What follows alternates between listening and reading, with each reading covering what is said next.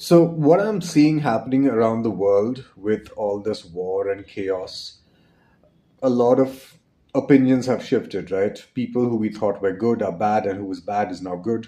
And now the world is coming to see that it isn't about who is good and who is bad. Of course, the whole world is actually bad. Life is dukkha. You could go a step further and say there is no such thing as good and bad. You could go an even further level and say that if there is a God, it does not have to be good necessarily. And that is where you really get to the most hardcore level. That if there is a God, it need not necessarily be a good God.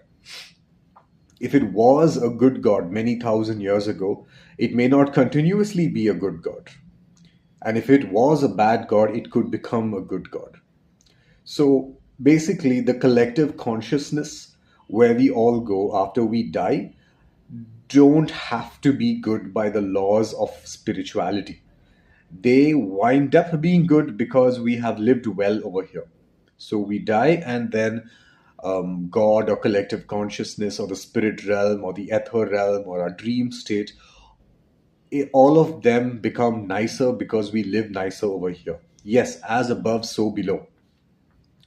So as we go into moral decline and we fight more wars, all the people who died in those wars with the trauma and the pain, they are going into our collective consciousness.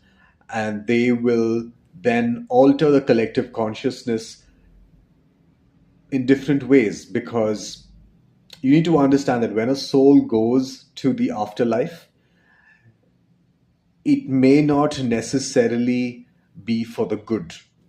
It does not get completely purified. A completely purified soul would not even exist. Even souls have karma. Devas have karma, asuras have karma, ghosts have karma, nagas have karma, even Brahma has karma. So even when a being dies and goes to the source, they are not absolved of all their karma. So even when a soldier dies in war and goes to the collective, they are going to the collective with all that pain and suffering. But they will see that the surroundings of them are lovely and peaceful, and so they become whole again and they descend back to earth. So the concept of good and evil is going to get challenged a lot.